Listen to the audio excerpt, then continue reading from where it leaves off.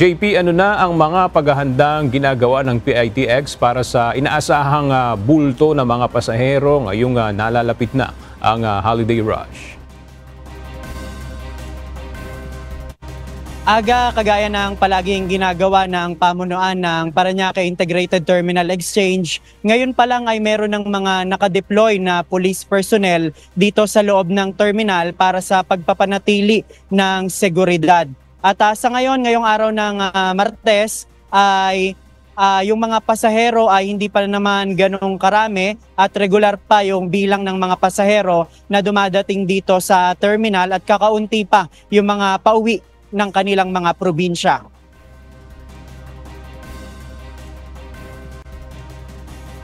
Inaasahan nga ng pamunuan ng Parañaque Integrated Terminal Exchange na pagdating ng Biyernes ay posibleng maranasan na ang bugso ng mga pasahero na magbabakasyon ngayong holiday season. Ito yung mga papasok yung papasok ng huling weekend bago ang December 25, kaya inaasahang dito sa petsa na ito ay mag-uuwian na ang ilang mga pasahero. Hanggang December 23, inaasahan yung peak ng mga pasahero at bababa ito paglagpas ng December 25.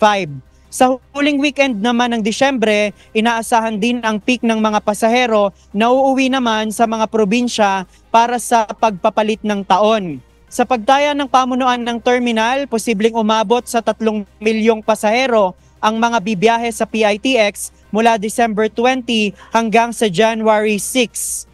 Sa ngayon, meron ng pakikipag-ugnayan ang PITX sa Land Transportation Franchising and Regulatory Board o LTFRB para sa pag-i-issue ng special permit para sa dagdag na mga unit ng bus. Gayon din ang pagsasagawa ng mga inspeksyon upang tiyaking nasa maayos na kondisyon ang mga provincial bus at mga driver nito.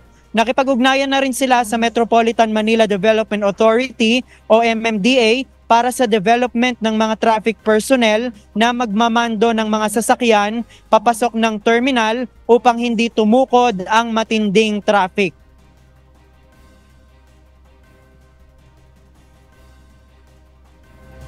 Inaabisuhan ng pamunuan ng PITX yung mga biyahero na kung maaari ay planuhin yung kanilang mga biyahe at bumili na ng ticket ng mas maaga kaysa dun sa schedule ng kanilang pagpunta dito sa terminal at i-check din yung social media pages ng PITX para naman makita yung mga updates. At may pakita lang natin yung sitwasyon dito ngayon.